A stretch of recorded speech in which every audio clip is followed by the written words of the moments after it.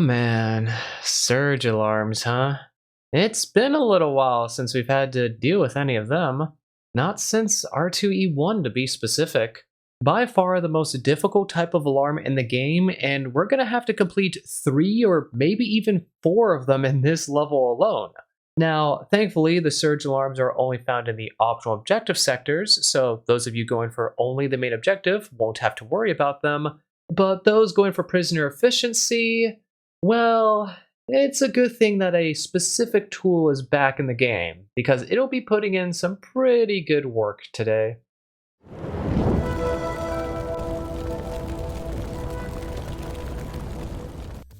Hello everyone, Professor Scaler here, and welcome to the alternate R4C2 level guide. Like always, we're starting off with your loadout, and this time around, I recommend you bring with you a bio tracker, a mine deployer, an auto sentry, and a burst sentry.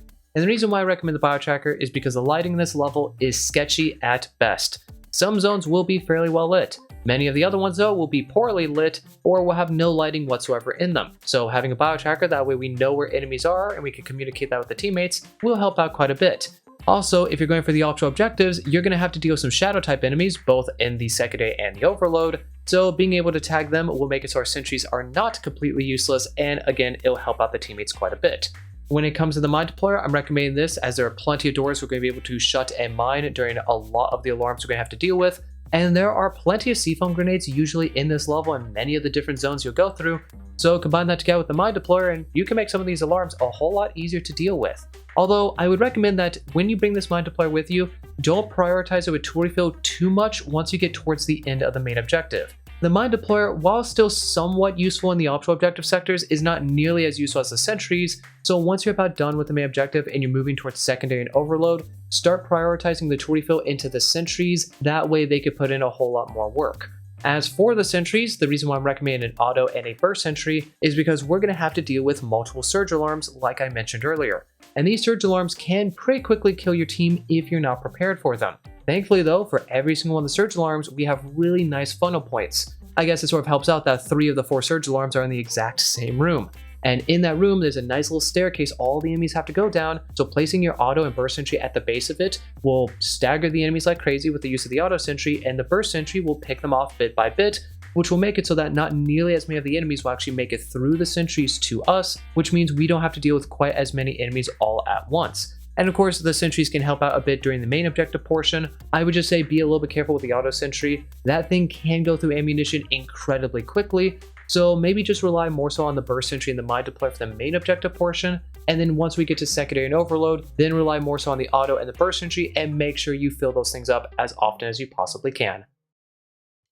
Dropping down into level, you'll see that your main objective is to collect 15 GLPs, and there's actually a total of 20 of them in the level. And these GLPs can be located in every single one of the zones throughout the main sector, aside from the one that you start off in, so Zone 7. And because of this, there are multiple different ways you can go about this level. You don't have to go to every single one of the zones. However, if you're going for a prisoner efficiency run, there are a few zones you're going to have to go into no matter what. So I'm going to explain a route to you that I typically take, and then once we get to the end of that route, we can see how many GLPs we have currently in the run, and then we can use that information combined with the information of how many GLPs are in the zones we didn't go into to figure out which one of the last few zones we want to head into and which ones we want to completely avoid. So starting off in Zone 7, there will be a few enemies in here for you to deal with, as well as resources to collect, and a fair amount of fog repellers. And since there's a lot of infectious fog in this level, those fog repellers are going to be your best friend. Try to make sure that at all times, at least 2 or maybe even 3 people on your team are holding onto fog repellers. That way, whenever you need them, you have them on hand. But once you deal with everything inside Zone 7, you're going to head to the eastern side where you'll find a security door to Zone 14. This security door is going to be a blood door, so place 1 or 2 mines on the wall facing directly towards it, then open up the door and fall back. This blood door seems to like to spawn in a fair amount of hybrids compared to a regular blood door, and is attached to a decently sized first room, so a good amount of enemies could also be in there naturally sleeping, so get ready for a little bit of a gunfight with this blood door. Once you've taken care of every single one of the enemies though, you're going to want to head into the room and use a few fog repellers, not to fully explore the first room, but just simply get in there and go to the 2 doors located inside of that area. Then you're going to want to place mines on both of the doors, that way they are prepared for an upcoming alarm. So go throughout that area. If there's anything in the first room, resource-wise or GLPs, feel free to grab them. Just try not to spend too many fog repellers while you're going through here. And once you have both of the doors mined, head back out and go to the far western side of Zone 7. Over there, you're going to find a security door to Zone 10, which is going to have a Class 4 alarm tied to it.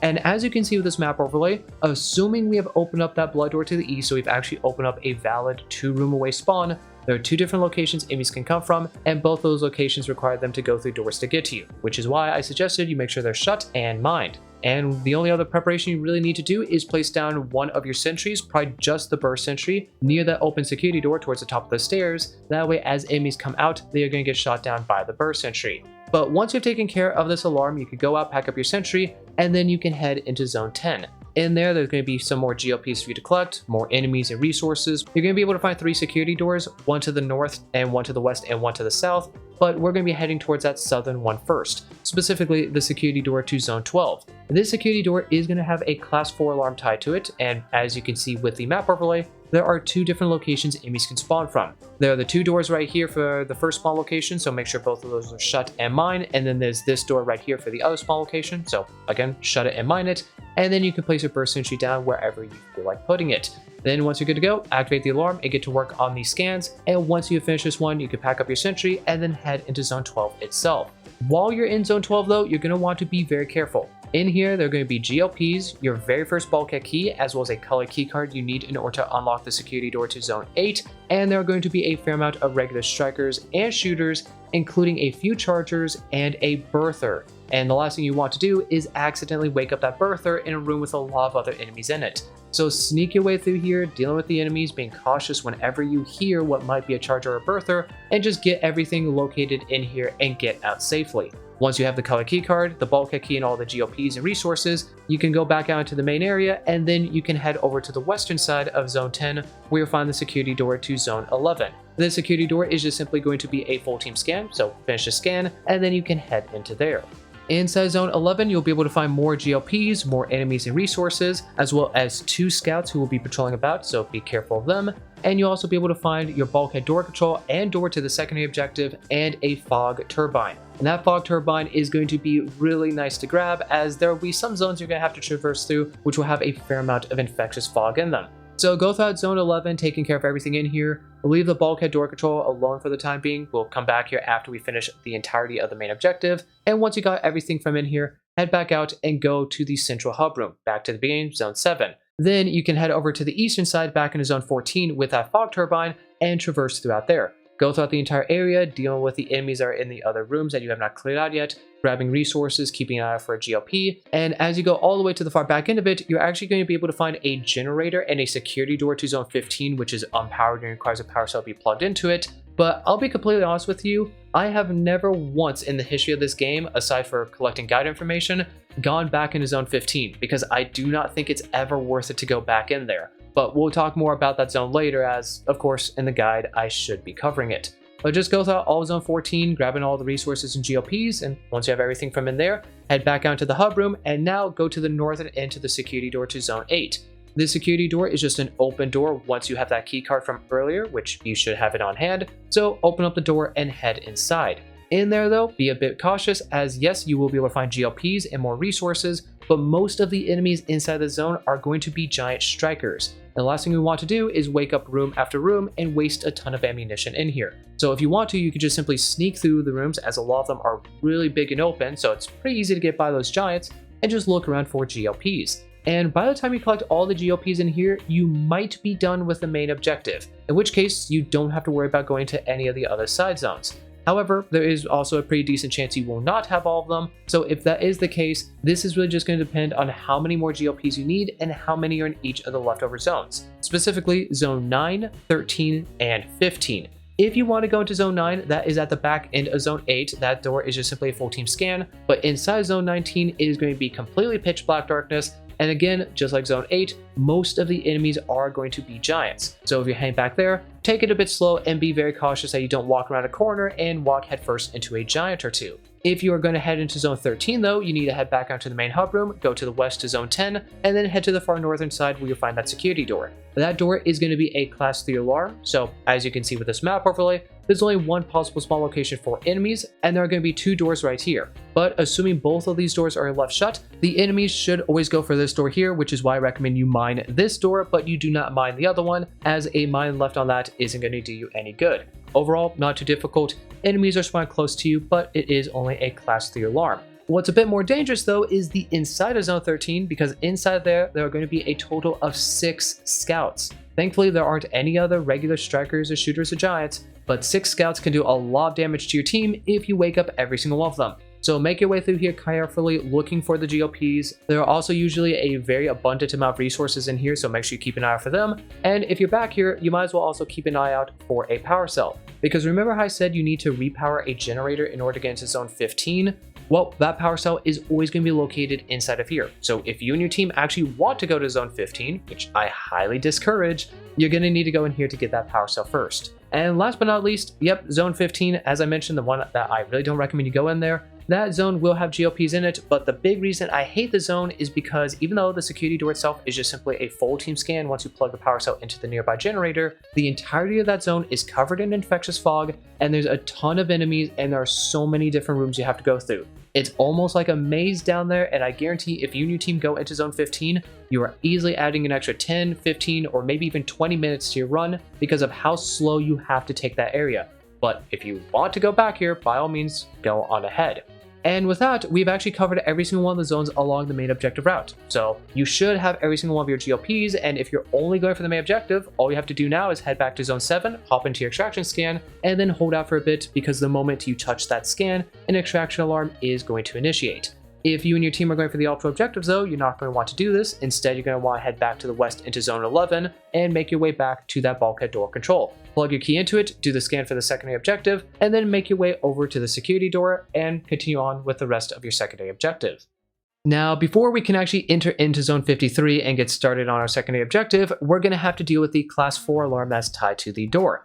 And as you can see with this map overlay, enemies aren't spawning too terribly far away from you because, once again, invisible room divider. Man, this level loves to put those in. And there's only one door that leads into our room. Now, most people, including myself, would typically shut this door, mine it, and maybe even seafoam it. But after playing the level a few times, I've learned that that's not what you want to do. You actually want to leave that door open so we can preserve it for an upcoming surge alarm, which is a lot more difficult to deal with than this class 4 alarm. So leave the door open and then have your one burst sentry on the outside facing towards the direction enemies are coming from. And if you have an abundance of tool refill, go on ahead and place your auto sentry down as well. I would just recommend that you face it towards the burst sentry so it only shoots at enemies after they run past it. That way it's not shooting off into the distance that enemies are way too out of range for it.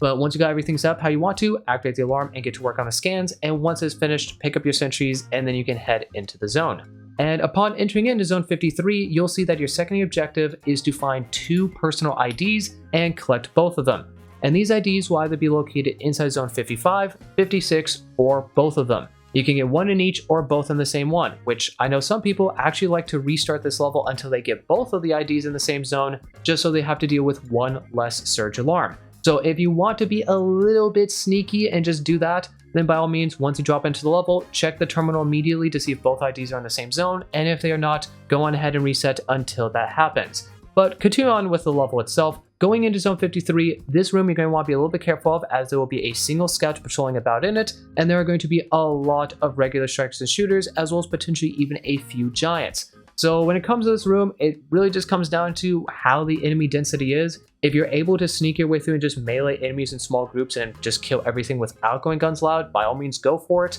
But if the room looks absolutely horrendous and you have about 10 enemies in such close proximity you can't really risk going for the melee kills, then just simply shoot the scout from a distance and run out of the zone and use the bulkhead door as a funnel point. Once everything is dead in here, you can go throughout it, open up boxes and lockers for the resources. You'll actually be able to find your second bulkhead key in here, so make sure you grab that as well. And once you've collected everything from inside the zone, you can go to the northern end where you'll find the security door to zone 54. This security door is going to have a class 3 surge alarm tied to it, so we're going to want to make sure we set up appropriately. As you can see with the map overlay, there's only one possible spawn location for enemies, and that door we preserved earlier, we're going to make good use of right here and now. So shut that door, mine it, and if you have a seafoam grenade, also seafoam it just to buy you and your team a little bit of extra time. And then when it comes to your sentries, you can really do it one of 2 ways. You can either place them near the open bulkhead door and use it as a funnel, or if you are just running 2 burst sentries instead of 1 auto and 1 burst, you can place them down in the middle of the room facing towards the south. That way, as enemies come into the room and they go down the staircases, they'll then start getting shot at by the sentries. I found both methods typically work quite well, not really a huge difference between them, so it really is just up to you and your teammates. Also, the other thing to mention is because this is a surge alarm and every single scan is a full team scan, it would be a good idea to make sure everybody is either 40 or 60% HP before you initiate the alarm. That way there's a very small chance of anybody going down. Once everything is set up exactly how you want to though, activate the alarm, get to work on the scans, and once the surge alarm is finished, make sure you clear out every single one of the enemies are still left alive, pack up your sentries, and then you can head into zone 54. And upon entering into zone 54, you're basically dealing with the same thing inside zone 53, just a little bit more difficult. There's going to be a single scout patrolling about in this one big open room, and every single one of the enemies in here, aside from that scout, are going to be regular shadows. So yeah, either sneak your way through, deal with all the enemies with melee if you're comfortable dealing with shadows, or if you aren't that confident in your skills, then I would just say do the same thing. Shoot the scout from a distance, fall back out, and use that security door as a funnel point. Just keep in mind that the biotracker person is not going to be able to keep those tags on 24/7, so you might want to keep falling back a little bit as those tags vanish so the enemies do not get some cheeky hits on you. The only other thing to really take note of about the zone is that your overload bulkhead door and door control are in here. The bulkhead door control will actually be down below in the portion that is completely covered in infectious fog, and the security doors to zone 55 and 56 will also be located in here. So after you collect every single one of the enemies and you've gone around collecting resources and resupplying your sentries and your guns and whatnot, you're going to want to take that fog turbine with you, go down below into the infectious fog and put the bulkhead key into the door control, which will cause the overload scan to appear. You then go up to it, finish that scan, and that will unlock the security door to zone 241. And at this point, you now have to deal with multiple surge alarms because the security door to overload has a class 3 surge alarm tied to it, and both zone 55 and 56 also have class 3 surge alarms. Which means that if your IDs are in 2 different zones, you have to deal with 3 class 3 surge alarms, or if they're both in the same zone, you just simply have to deal with 2 of them. And as you can see with this map overlay, enemies are spawning fairly far away from you, but even then, this is a big room and the scans can go all over the place. So what I recommend you do for your setup, there's not really a whole lot you can do with mines, but this is where that Auto Sentry and Burst Sentry are really going to shine. As you may have noticed, the entrance of this room has a staircase at it. So all you're going to want to do is place your auto and burst sentry down towards the base of that staircase facing up towards it. That way, as enemies turn the corner and slow down before they come down the stairs, they're going to start getting shot at by the sentries. If you run double burst sentry instead of 1 auto, 1 burst, this strategy also works perfectly. So once you have your sentry set up and everybody's holding onto stacks of fog repellers, as the scans will more than likely go down to the infectious fog and it's better to use repellers rather than the turbine, you can activate the security door to zone 241, deal with that surge alarm first, and once you finish every single one of the scans, run over to the other security door and activate it and get to work on that one. There's no point in dealing with all of the enemies from the first surge alarm before activating the second one, as those enemies are just going to simply respawn anyway with the surge alarm itself since it's max enemy cap all the time. So what I like to do is, just do the overload door first. Once you finish the scan, immediately run over to zone 55, activate that surge alarm and finish it. And if you also have to head into zone 56, run over there, activate that one, and get every single one of the scans done back to back to back. If you're going to go about this method, which I do recommend you do, I would also highly recommend that you heal everybody up to 80 or even 100%, because you're more than likely going to get hit a fair amount while you're doing this, and the last thing you need to happen is somebody to go down, because the moment a person dies on your team, this gets a whole lot more difficult to pull off. So heal everybody up, make sure everybody's ammunition is good, fill up both of the sentries all the way to 100%, and then once everything is set up, activate the first alarm and get to work on them. Assuming you survive both or all 3 of the surge alarms, you can then just clear out every single one of the enemies are still left alive, pack up your sentries, and then you can head into zone 55 and or 56 and collect the IDs from there. Those 2 zones are incredibly similar to each other, by the way. There will never be any sleeping enemies inside of either of those zones, so you can just walk in freely, go about it, go around, collect the resources, as there are an abundant amount in both of these zones from my experience, and also keep an eye out for your IDs. Once you've gotten all the resources and both of the IDs, your secondary objective is completed. So you can then just leave the zone, head back over to the western side of zone 53, where you'll find that security door to zone 241, and now that you've dealt with the surge alarm already, you can just open it up and get started on your overload objective. And upon entering into the sector, you'll see that your overload objective is to retrieve the data sphere from somewhere inside the zone with you and bring it all the way back to extraction. But going throughout this area and finding that data sphere isn't necessarily the easiest thing, because this zone is shrouded in pitch black darkness as well as a little bit of infectious fog in some of the areas. And the only type of enemies you can expect to see inside this zone would be spitters and shadow type enemies. So shadow strikers, shadow giants, and usually around 4 shadow scouts. So make your way through out here bit by bit, working around the person with the bio tracker or people with thermal weapons if they have them. Melee kill maybe the small shadows and the scouts if you can, or just simply go guns loud if there's a ton of them next to each other, and you're just going to make your way through bit by bit. And eventually you'll either come across the terminal or the data sphere itself. But once you find the data sphere, you're not going to want to pick it up quite yet, because upon picking it up, a shadow error alarm is going to initiate. And I don't know exactly how many enemies spawn in per wave or how often the waves spawn in, but it's a lot. I've actually had a few close calls while trying to get out of this sector because of just how many shadows spawn in from almost every single direction around me. So before you pick it up, make sure you heal everybody up, you disinfect, you refill ammunition, and also put some to refill into the mine deployer if you don't have that many mines. Because another little thing you could do to make this easier on yourself is look at which rooms or doors you're going to have to walk through on your way out. And if it's not something you're walking directly through, but it's just simply nearby, you can shut the door and mine it. That way, if a wave of shadows spawn in that room as you're trying to make your way by, there's a good chance that most, if not all of them, will explode once that mine goes off. So mine those doors, shut them, and once you and your team are fully ready to go and you know the route back to extraction, go on ahead and pick up that data sphere and get a move on as quickly as you can. Biotracker person, try to tag enemies as often as you can. I would prioritize the shadows that are directly in front of you and not so much the ones behind you, and just blast your way through the enemies until you get out of the sector. The hardest part about this trek back, in my opinion, is just simply getting out of zone 241. So as soon as you get back into zone 53, you're almost in the clear, because at this point, enemies can only spawn from in front of you or from behind you. If they spawn from in front of you, blast your way through. If they spawn from behind you, just simply outrun them. Because as soon as you get back into zone 52 and you can build a little bit distance between you and the enemies, you should have it a whole lot easier. You just have to keep on walking back. As long as you only kill the enemies in front of you, eventually you'll get max cap of enemies from behind, which means nothing else is going to spawn in front of you and you can just simply keep on walking. As soon as you get next to a door you can shut behind you, you are home free. Just make sure you don't mine the door you shut behind you, otherwise that's going to blow up a lot of shadows and then some more might spawn in front of you. But as you make your way back to the beginning, bit by bit, you'll eventually find yourself back in zone 7. You can head to the southern end and drop the data sphere into the extraction scan, and now you just have to hold out here for a little bit. The shadows will eventually catch up to you, and as you kill them off, it will open up spawns for the regular strikers and shooters that spawn in for the extraction alarm itself. But assuming you have enough ammunition to survive, you should be good. You just hold out here for a little bit, and once you get the scan all the way up to 100%, you are done and have beaten alternate R4C2. And that's all there is to it. Alternate R4C2 is one of those levels that just seems to never want to end. Not only is the map absolutely massive, but there's also so much to check with terminals and items to keep an eye out for. Whenever someone invites me to play this level with them, I'm not against the idea, but I know for certain that I'll be in it for the long haul. But hey, the longer the level, the more opportunities for memeing around and funny moments to occur. As always though, thank you for watching this video all the way to the very end. I do hope that it was able to provide you with some assistance in beating this level. If you have any tips or tricks to this level that you want to share, any questions for me, or you just have something in general that you would like to say, please do let me know down in the comments. Hit that like button if you enjoyed the video, subscribe to the channel if you want to see more from me, and if you want to join my lovely community, there's a link to my Discord down in the description, as well as some other links you might be interested in. Among those links being one to the official GTFO merch store, which, as always, I highly recommend you check it out if you're a fellow GTFO enthusiast and you're looking to pick up some sweet merch.